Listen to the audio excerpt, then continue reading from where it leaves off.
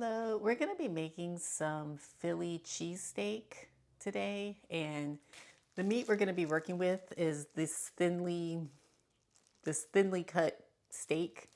You know, the ones that you can get in the freezer section.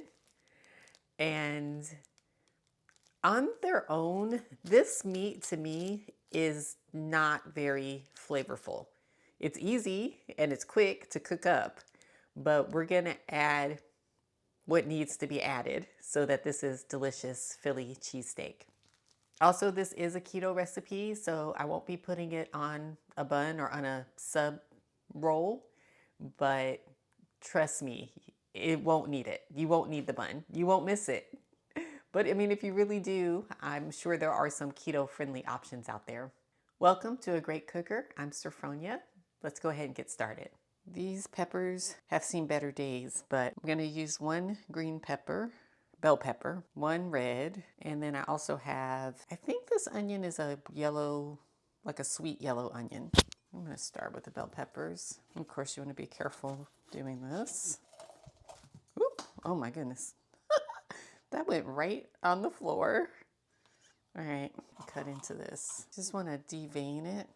Is that the right thing to say? I'm going to cut this part away. And we're going to do this with all of the peppers. Let's see if I can take out the core of this one without it flying to the floor. Maybe, just maybe. There we go. I'm curious to know, do you put bell peppers in your Philly cheesesteak? I might be doing something sacrilegious here. I'm really not sure. But I'm on a quest to try to put as many vegetables into my meals as possible. And I know that technically bell peppers have seeds on the inside, so botanically they are a fruit. But I'm talking about from a culinary standpoint, of course they are used as vegetables in dishes. But yeah, I just am trying to add in as much as I can in ways that make sense and that are going to taste good. I'm gonna go ahead and just slice these. Not too thin. There are some seeds on here. I could get rid of those, but it's just a few and I don't mind. Yeah, that is quite a bit. I'll just get rid of just a little bit of it. Yeah, my red peppers are definitely a lot firmer than the green.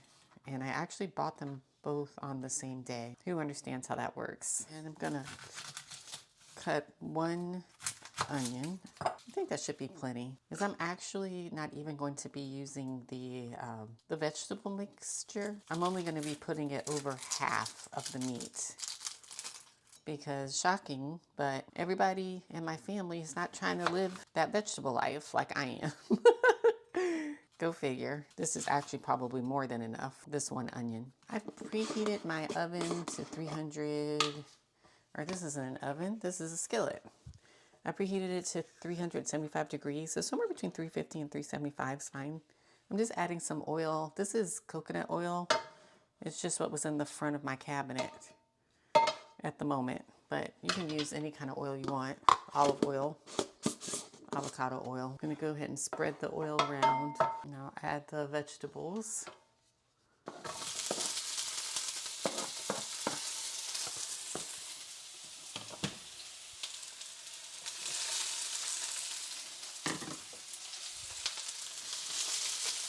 And you want to salt these pretty liberally, or however you like to salt them, but I like to put a lot of salt on my vegetables.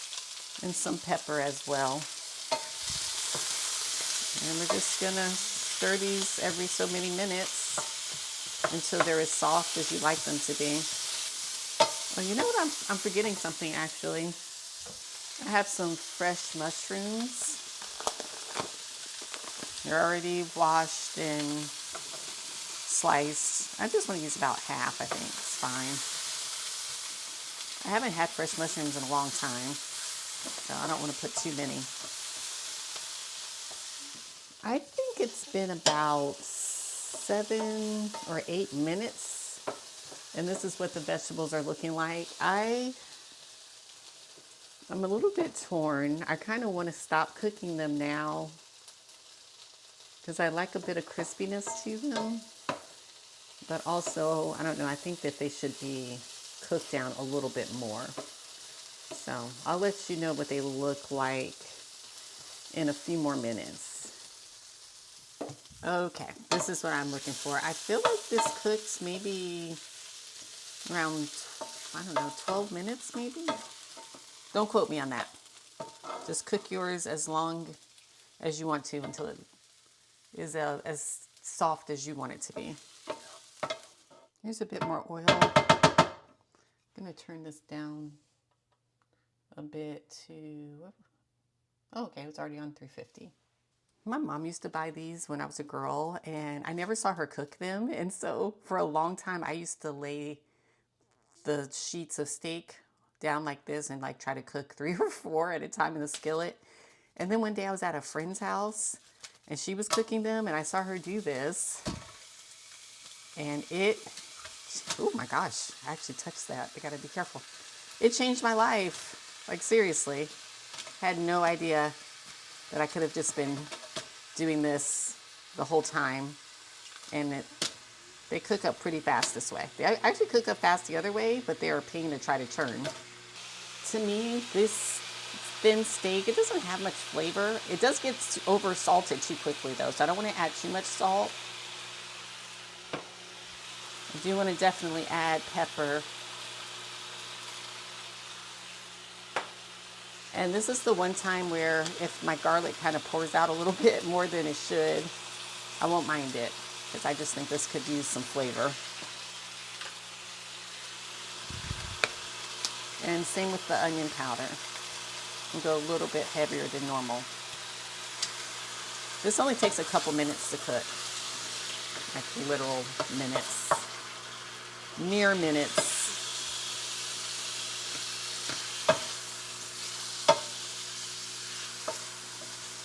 And even though it seems like it's going to be a lot, when it cooks down, it is not much at all. To me. But it's going to be enough for 2 people, I think.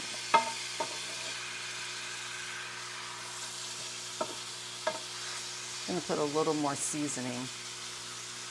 Maybe a little more salt. All right, so once you don't see pink, this meat is done.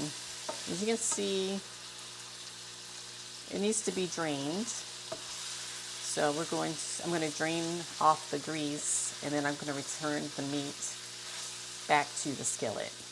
I'm adding in about half of the meat because everyone doesn't want the vegetables, so let me turn this down as far as I can turn it down, which I think, well, off is as far as I can turn it down, but I'm going to go down to like 250.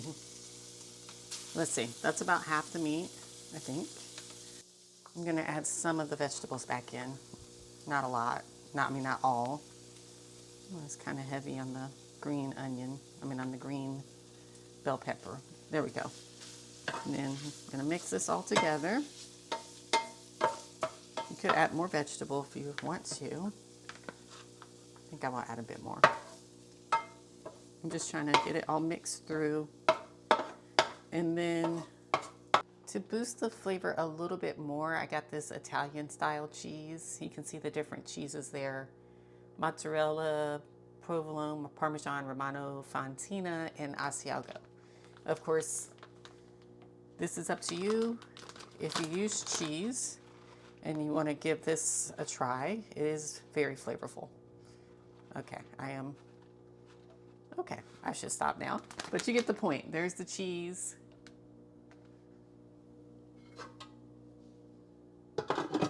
And I'm going to let the cheese melt. All right.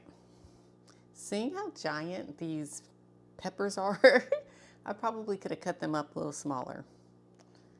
But I did not. So I'm going to roll with it. Ooh, this is still pretty hot. Try to get a bit of this pepper.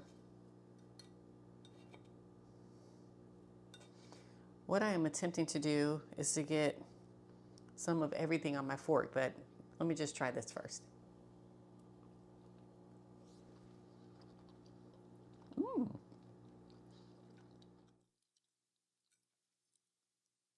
This is definitely more flavorful than the last time I made it. The last time I just salted and peppered the meat, but that garlic powder and onion powder is necessary, I think. And now I'm gonna try some with the mushroom and see if I like it.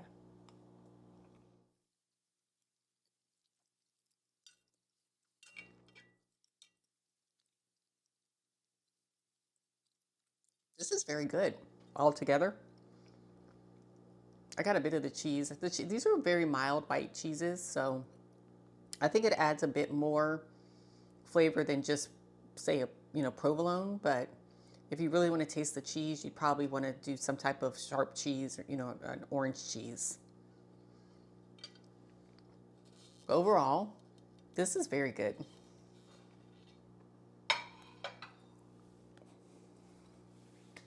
If I did not make my Philly cheesesteak the way that you are supposed to make it, it was not my intention to butcher a much loved dish. I just show you how I do things in my kitchen. I cook in a keto friendly way, and I try to make things flavorful. I try to make things easy. So my recipes are authentic, but they are authentic to me. They are Sophronia Wallace, a great cooker recipes. So I hope that you will give it a try and let me know what you think about it. If you use different ingredients, I'd love to hear about that. And another video is gonna pop up with another keto recipe, probably some kind of delicious recipe, and you should watch it. It's always great having you in my kitchen, and I will see you in the next video.